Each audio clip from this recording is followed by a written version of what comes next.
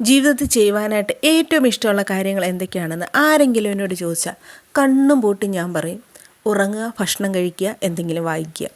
വായനയിൽ അല്പം വിട്ടുവീഴ്ചയൊക്കെ ആയാലും ഉറങ്ങുന്നതിലും ഭക്ഷണം കഴിക്കുന്നതിലും നോ കോംപ്രമൈസ്. രുചിയുടെ കാര്യത്തിലും അങ്ങനെ തന്നെ. എവിടെ നിന്നാണോ രുചിയുള്ള ഭക്ഷണം കഴിക്കുന്നത് പിന്നെ അവിടെ വിട്ടൊരു കളിയുമില്ല. അതിപ്പം ഞാൻ മാത്രമല്ല, നമ്മളെല്ലാവരും അങ്ങനെ തന്നെയാണ്.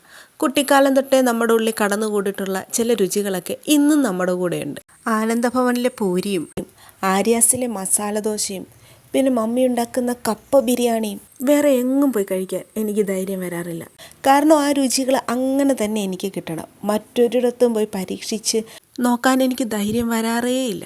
ഒരൊന്നൊന്നര കൊല്ലമായിട്ട് അങ്ങനെ എൻ്റെ ഉള്ളിൽ കയറിയ മറ്റൊരു സ്ഥലമാണ് കോട്ടയത്ത് പാമ്പാടിയിലുള്ള ഈ അരോമ എന്ന് പറയുന്ന റെസ്റ്റോറൻറ്റ്.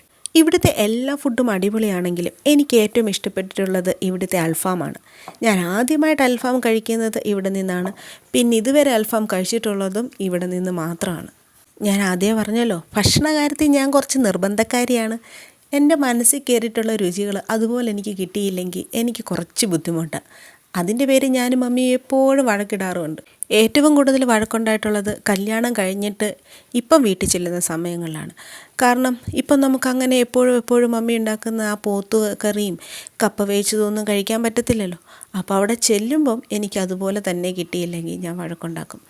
പക്ഷെ വേറെ ആരും എനിക്ക് ഉണ്ടാക്കി തന്നാൽ എനിക്കത് തൃപ്തിയാവത്തുമില്ല. മമ്മി ഉണ്ടാക്കുന്നതിനൊക്കെ ഒരു പ്രത്യേക രുചിയുണ്ടല്ലോ. അയ്യോ, നമ്മൾ കഥ പറഞ്ഞുകൊണ്ടിരുന്നപ്പോഴേക്കും ഇവിടെ ഒരാൾ കഴിപ്പൊക്കെ കഴിഞ്ഞ് കൈയും വായുമൊക്കെ കഴുകാൻ തുടങ്ങി കേട്ടോ.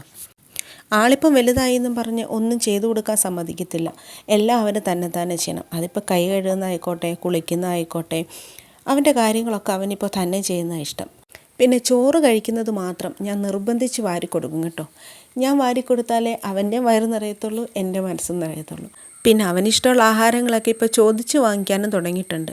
ചിലപ്പോൾ എന്നോട് പറയും, അമ്മ എനിക്ക് ഇടിയപ്പം വേണം, എനിക്ക് ഇലയട വേണം, എനിക്ക് പുട്ട് വേണം, എനിക്ക് ഉള്ളിക്കറി വേണം. ഇങ്ങനെ അവന് ഇഷ്ടമുള്ള കുറച്ച് കാര്യങ്ങളൊക്കെ ഇടയ്ക്കിടയ്ക്ക് എന്നോട് പറയാറുണ്ട്.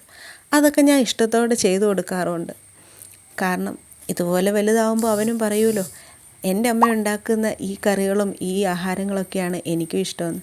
അത് കേൾക്കാൻ ഒരു പ്രത്യേക സുഖമായിരിക്കും അല്ലേ. അപ്പോൾ അത്രേ ഉള്ളൂ. That's it. ബൈ.